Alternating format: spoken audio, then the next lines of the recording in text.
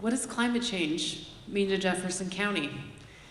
What is the climate change element of the comprehensive plan? What would climate resilience in Jefferson County look like? I'm really excited to welcome Kate and Josh. Kate Dean is the Deputy Director of the Washington State Department of Natural Resources, and she's bringing an extensive expertise in environmental stewardship and land use to this conversation today. Josh Peters serves as the Director of Community Development for Jefferson County, and he leads planning efforts. He's a planner for Jefferson County's sustainable future.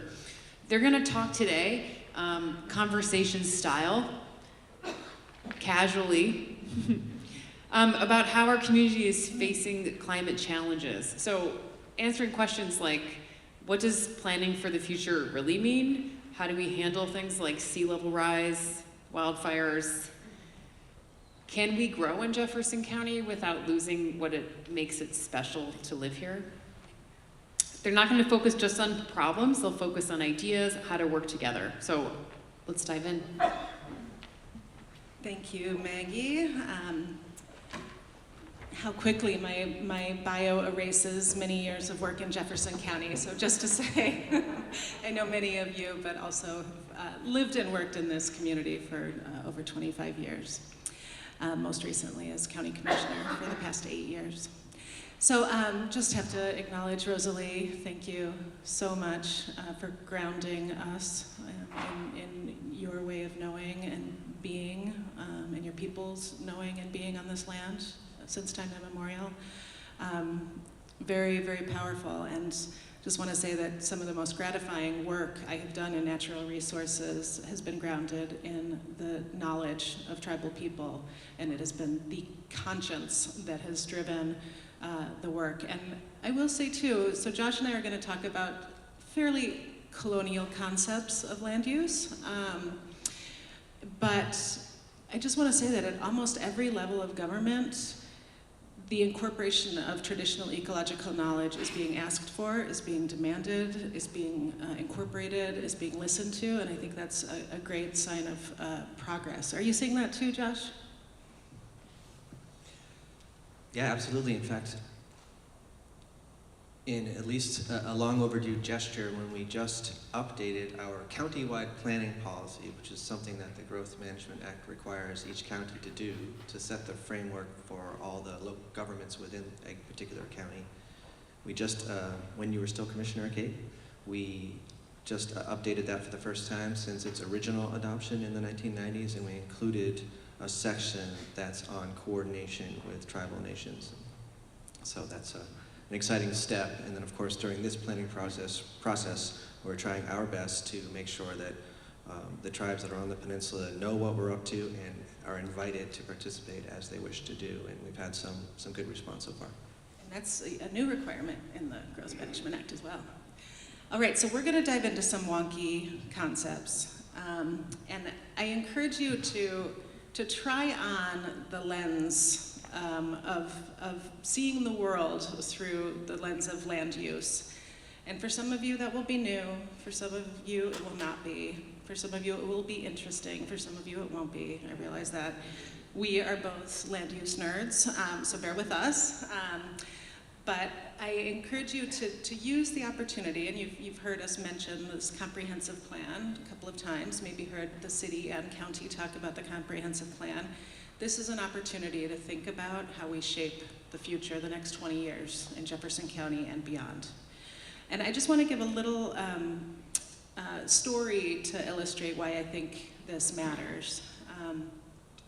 A few weeks ago at Port Townsend High School, students did a presentation on a unit they had just done on land use. A teacher had two of her English classes work with a city planner. They had read some seminal works on land use, and then they were encouraged to each choose some element of their environment, something that they experience in their day-to-day life in Port Townsend that irks them, something that was, that they are like, why does my family have to move 4 times when I was in high school because housing was too expensive? Why do some neighborhoods have sidewalks and some don't? Why are there so many potholes? I live in Port Townsend. These are the questions we hear a lot. And they were encouraged them to they were learning rhetorical skills in an English class, so how to make a good argument. So after doing some research, they were encouraged to make a good argument and then make a comment to the city's comprehensive planning process. And then they presented this in a presentation to the public. And it was so cool to see every single kid lit up. They were seeing the world through this new lens. They were seeing that aspects of their life that they had never really thought about, that those were not just by mistake, that things exist in our communities the way they do, often by design. And the empowering thing about that is that if they are created by design, they can be changed by design. So kids were saying that. The other thing they identified was that they had felt powerless and invisible in many planning processes. And for the first time, they felt like they knew how to engage, at least in that one process. So it's really cool to see. So I encourage you to try to channel some of that same interest and passion and think about the world that we live in, and what are the things that we can think about doing differently, and not just accept that they are the way that they are because they need to be that way. So, Josh, I'm thrilled to be here with you. We've been colleagues for many years, friends for many more years than that. Fellow land use nerd, like I said. What do you appreciate about planning? Why did you decide to become a planner, and how do you kind of bring your passion to this work? Yeah, thanks. It's funny because I sometimes get the question, like, what is planning exactly? And I have to admit that even as a college student and undergrad, I hadn't really come across the term or didn't really fully understand the role of planning in our local government, state government actions. So I was an environmental studies student in Vermont a long time ago, and interested in environmental issues, and there were a lot of big issues at the time being discussed and policy being made at different levels of government and so forth. And the Earth Summit was coming up in 1992, which was the 20-year anniversary of the 1972 United Nations Summit on the Human Environment in Stockholm, Sweden. This one was the United Nations Conference on Environment and Development in Brazil, Rio de Janeiro. And we had an international studies environmental course, and we kind of did a model Earth Summit where each of the different student groups was representing different parts of the world. I was a teaching assistant for that class. And we got pretty inspired about it, and then, as sometimes ambitious college kids will do, put in a proposal for the school to send us to Brazil. So a friend and I went to the Earth Summit in Brazil, not the actual United Nations conference, but the global forum aspect, which actually reminds me of what was happening yesterday more, because it was more of the NGOs, the non-governmental organizations from around the world, talking in parallel to the United Nations official proceeding and so forth. And it was right on the beach too in Rio, so it was a lot more fun, I'm sure. So, but I remember coming back from that and feeling, I have to admit, a tinge of trepidation and maybe even despair, only because at the time it seemed like it was a pretty big ship that had to be turned in a different direction altogether as a planet in terms of the big picture. That's what I saw as a young person, and I didn't really see it happening in the speed that it should. And I have to say, this many years later, some things have changed, but I do find that the puzzle has only gotten more difficult to solve in some ways. But part of also that training back then was to try to turn despair into empowerment. So after I got back, and then I went to the Peace Corps, and then got back from the Peace Corps, I stumbled on community and regional planning, and I went to graduate school for that, and it seemed like the right mix of, just the right policy making realm to be in for me to try to put that into practice. We all have different roles to play and different ways in which we influence this process, like a lot like Rosalie just described, like wherever you're at, and if you can wake up in the morning and say you're part of something. That was the thing that I chose, and I stumbled on just sort of the specifics of community planning and how that can be a pretty powerful tool, especially at the local level, to do exactly as you just described, to try to influence how things change, and then if necessary, make those changes to that so that you can see the change that you want. Great. So I think we have to do a little bit of place setting and describing what this thing that we're all hearing about, the comprehensive plan, is. So do you mind just a quick explanation of what that is, why we do it. Yeah. Thanks. And I think you and I are old enough to remember back when if you were called a nerd, it wasn't exactly a positive thing. But I don't mind being called a planning nerd. That's fine. So thank you for that. But I promise not to nerd out too much here because you can clearly look at our own comprehensive plan to find out really what it's all about, or you can look at the state law, the Growth Management Act, RCW 3678, or you can go to the Washington State Department of Commerce website and see all the different things. But essentially, a comprehensive plan, just like it sounds, is supposed to address a number of issues. Like we have a land use element and a natural resources element and a transportation element and so forth. And so capital facilities, how we're going to invest in the future and so forth. And so we're tasked in Washington State with doing that. Planning has been around for a long time, decades, but in Washington, it's consolidated on a statewide level, arguably around 1970 with the Shoreline Management Act and the State Environmental Policy Act, and really it was 1990 that the Growth Management Act was adopted, creating a statewide land use planning program that all jurisdictions had to have a comp plan of one nature or another, some more complicated than others, like Seattle's and King County's was more complicated even than ours, but we are fully planning under that act, and so we have to address all these things. And now we have to address a new thing under House Bill 1181, which is a climate planning act, and for the first time ever, we are going to have a climate resilience element as part of the comprehensive plan. Now clearly, these other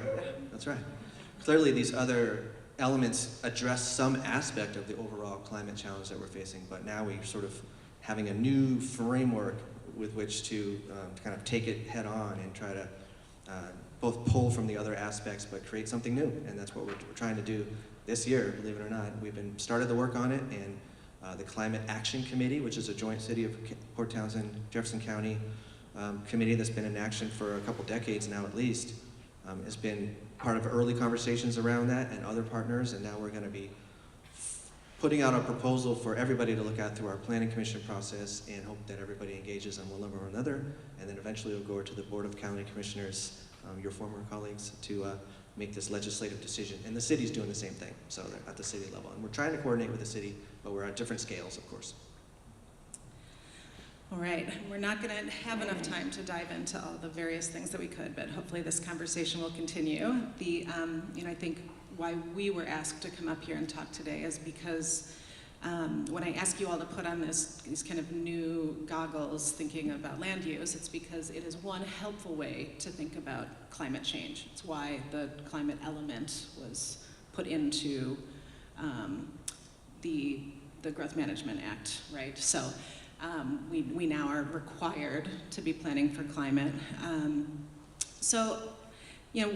This county was relatively early adopter in planning for climate change. We got, I think, the first EPA-funded grant to do climate planning in a rural region. We had the Climate Action Committee, city and county jointly. So we've been at this for a while, and yet some would say we haven't done nearly enough. Do you think there are opportunities that we could be doing more? Where do you see the low-hanging fruit in terms of being able to more effectively be planning for climate change, knowing we have good science pointing to the impacts we can anticipate in the region? How do we need to be thinking about and planning for this better? I do think we can at least pat ourselves on the back a little bit in the sense that we have been working on this for a while as a community. And I actually remember sitting in the audience maybe 15 years ago, 12 years ago, wearing a different hat, and you had on a different hat, and you were up here talking about climate. So, Kate, so I know you've been at it for a long time too. I guess I would say, just briefly, that the fact that we're being compelled through the state law to formulate our thoughts in a certain fashion with respect to the climate resilience element, it gives us an opportunity to weave together the things that we're already doing, the things we're thinking about doing, where we want to go into this new framework, and to organize ourselves in that fashion. It's not going to be the end-all be-all. This summit itself is just an indication of that. I mean, it's so much more than just one plan or one planning process. I just think it's an opportunity for us, though, to take stock, to take inventory, of how far we've come, where we want to go, set those targets aggressively, and to try to get there, and and then try to come up with the details. So now that we have this vision of where we want to go, how are we going to get there? And that's like the nuts and bolts, and perhaps the hard part about the planning process. So I guess I would say it's a challenge. I mean, it's both a necessary thing to do, to envision. If you're as old, I think it's Ben Franklin who said, or at least is attributed with saying that if you fail to plan, then you plan to fail, right? So it's a necessary deal to basically, together as a community, envision where we want to go, and then it takes the hard work of everybody involved, not just the local government staff or those kinds of folks, but everybody working together to help the community get there, the place that we've decided we want to go. But within that, there are a lot of competing interests. There are a lot of paradoxes. And, you know, I see this play out in my own life. You know, you know, we want to see more affordable housing, but we're all really nervous about seeing land clearing happening, right? We hear this a lot. We want to reduce our carbon footprint, but many of us want to live on a few acres and have a big garden, and you know, those things aren't necessarily compatible. We know that local governments grow their tax base with growth, with more population coming to this community. And some of us resist that, and some of us resist the idea of density, which is, again, kind of a concept that we know that can help reduce our carbon footprint. How in the planning process can we manage all these competing interests within our community and sometimes even within ourselves? Well, that's what makes it such a wicked problem to solve, in a sense. Just the challenge of being alive in human form at this stage in time. I mean, you kind of people look at nature differently. You can look at nature as you know, a system where you have winners and losers, or you can say it's just life cycles, the struggles, the pleasure and pain of just being alive, right? In the planning process, what we're trying to do is come up with win-win-win scenarios, whether it's economic development, it's housing that people can afford, it's livable wage jobs for people to raise families. At the same time, we're trying to preserve the things that we love about this place, the rural character, which is actually a phrase from the GMA, the functionality of the ecosystem, natural resource management in a prudent way that preserves our ability to sustain for 7 generations and more. There's always going to be changes. It's inevitable. There's always going to be challenges. And one thing is difficult in the planning world, when it gets down to it, like we can talk about some grandiose things like we are now, or in a summit like this, and then you get someone coming into my department's lobby and with a permit application just to build something, right? And it just gets right down to the site-specific level, and then they're either, their neighbors are either going to support that proposal or they're not, and so that's why we try to set this policy framework ahead of time, so that when we get down to that individual scale, we've already sorted through some of that, and it just makes it more of an administrative process, but you still get into controversial proposals that bring stuff out. I guess like you're hinting at before, I believe, with the framework that we've got now, we've got your balance between individual needs and freedoms and rights, and basically some person's dream for themselves and for their family. And sometimes that butts up against this communitarian perspective. How do we meet the needs for everybody in the community? How do we work together as a collective to solve really what is an issue of the commons, if you will? Like, these are things that even if you achieve your own individual dream, if it's not in the context of a sustainable situation for everybody, it's not going to last. And I think that's where I see the comprehensive plan being an opportunity to move, to use Maggie's term, from me to we, and climate change presenting the greatest existential threat that might actually require us to do that. Do we have time for one more thorny question, Maggie? I didn't set my timer like I said I would. I apologize. 3 more minutes, yeah. Okay, great. And you know, I think even our processes can be really challenging. So, you know, we tend to have these public meetings where people have one-way communication. They make a public comment to the city council or the county commissioners, and we generally don't respond because you don't want it to become a argument in public session. And so people are kind of encouraged to come in and say, this is the one thing I care about. And somebody else might come in and say, but I care about something else. And then it becomes this, you know, kind of reductionist process of, this is the one thing. We don't have a lot of opportunities for back and forth conversation. You mentioned an individual building permit, you know, where one person's dream might be pitted against someone else's.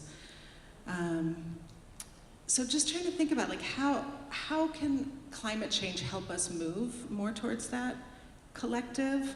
We know that, you know, and then our systems don't allow for it. So, you know, we have these individual water rights, and we're not actually allowed to decide within a watershed how we want to use the water that's within the watershed. That would make perfect sense, right? We say, hey, as a community, we wish that, you know, we could, let's all decide to conserve more in the summer, to keep more in stream. We will, you know, maybe everybody won't have a garden, but we'll have a shared garden. Just, you know, these are examples of how we might need to think differently about resources as they are changing. Do you see opportunities for climate change to move this conversation, or even our processes to move to a more collaborative shift towards that collective? I do, and I guess your question makes me think of it this way, like, sometimes life might seem simple, but most of the time it's complex. There's so many different things going on, so many problems to solve, so many angles. And right now we seem to be in a place where we have precious little agreement, like in our country anyway, about things, about what's real, what are facts, how are we moving together as a community. And that's discouraging in the sense that this is the type of issue that really requires us to come together and figure it out together. And we're in an age, some people say it has a name. Like, if you think about past epochs in the history of the planet, you got the Pleistocene and all these other eras that are usually named, you know, many years later by people looking back, historians, right? And some people are calling this the Anthropocene because it's an age in which the planet itself is affected so much by one particular species, Homo sapiens, right? And so I guess I think of it like as a sci-fi nerd. I think back on those movies and those stories in which, like, there's some kind of overwhelming problem that brings all of us together as global nations, all peoples. Like, we're being attacked by some other planet from some other galaxy, right? Star Frontiers, Star Blazers comes to mind when I was a kid watching cartoons. So, or something, there's a meteor, it's about to hit the Earth. So I think some ways, like, that's like a 2-hour movie version, right? But what we're experiencing, though, is something that is a global call. Whatever your position is about how we got here, it's pretty safe to say we are here, we're experiencing things, and the probability is that over the next century or so, those things are only going to become more and more acute, right? So it really behooves us, the world demands of us to come together and to transcend our, maybe you could even call them petty disagreements about things, to something a little more. And I think climate change and climate planning is the type of issue that can pull us together and, you know, bring us to our higher calling, if you will. The world is asking us to solve this problem, and it's up to us to step up and do it. Yeah. And just to acknowledge that, you know, there are people who have historically been harmed by the either poor planning, lack of planning, or being left out of the process. And, you know, I think Jefferson County is committing to try and do that better. A number of community partners who are helping us with that. Thank you. And it is incumbent upon us, and it's funny, I still say we for Jefferson County as if I represent the county, which I do not. But as a community, and this weekend, I think, is a great example of how we shift that conversation, how we move from the stilted processes that government sometimes requires to shifting to a community-wide conversation. And climate change is the very impetus we need to keep pulling us together. So thank you, Josh. Thank you so much to Maggie, to Production Alliance. This is just the beginning of a conversation. We hope that you will take some of these concepts into some of the breakout rooms that you will be in. And most of all, we encourage you to continue to engage in these conversations that the comprehensive plan presents to us. Stay tuned for a number of meetings throughout the county. Those have recently been announced. And enjoy the rest of your day. Thank you all.